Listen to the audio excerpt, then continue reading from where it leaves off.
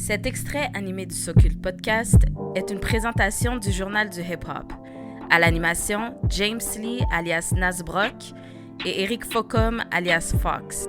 En entrevue avec l'invité de la semaine, Sarah May.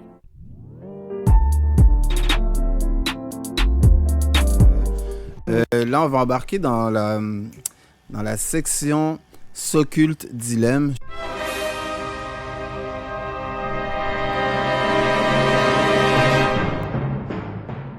Je te rappelle les règles du jeu. C'est une question avec deux choix de réponse et tu choisis un des deux. Si tu sais pas quoi répondre, mais tu dis passe. Partante? Good. Excellent. Canada ou Sénégal? Sénégal, voilà. Canada. Allez me dire Québec, bro. Pour la prochaine question, je te propose deux hommes qui ont combattu pour les droits civiques des Noirs, Nelson Mandela et Martin Luther King Jr. Mandela. Parfait. Rain Man ou Dubmatic? Automatique. Question suivante, 514 ou Canicule Records? Canicule. On continue. Les ambassadeurs ou la structure? La structure. Soulja ou Impost? Oh! Hey! Tu peux pas me demander Soulja ou Impost. C'est genre ton frère ou ton autre frère. C'est comme... Oh! Je vais dire Soulja. Shout out à Soulja. Enfin non, juste pour ça. Son album est sorti. 7e question. Je l'aime celle-ci. Idris Elba ou Denzel Washington? Quoi? T'es un bâtard, c'est mes deux. Idris Elba, c'est mon acteur préféré, British.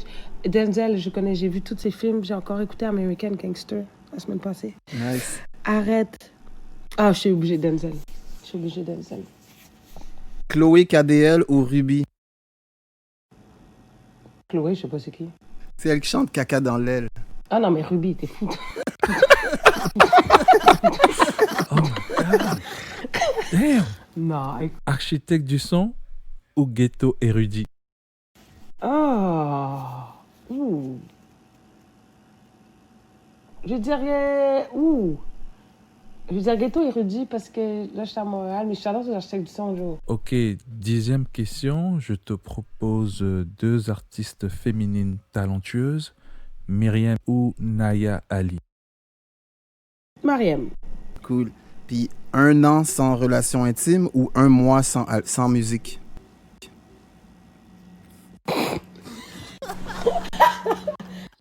Un mois sans musique, bien sûr.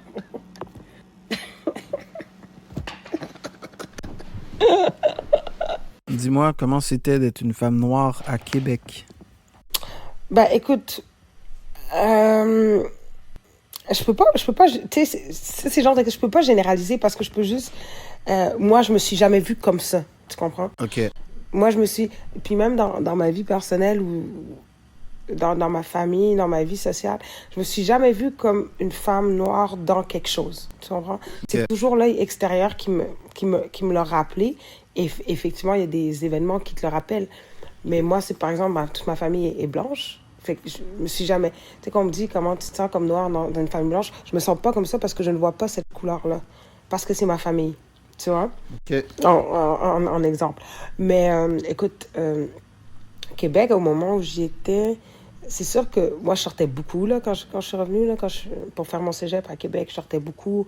Tu sais, ça faisait le party assez fort. Donc, c'est sûr que la fermeture des bars, puis il y a aussi d'autres événements isolés qui n'ont pas rapport du tout avec les sorties qu'on faisait où on s'est déjà fait insulter. Puis je pense que Québec, c'est une société aussi, c'est une ville très homogène. C'est beaucoup moins, c'est pas Montréal, c'est moins diversifié, il y a moins de... moins il y a de diversité, plus il peut y avoir des accrochages puis des événements racistes ou de discrimination, en fait. Ouais.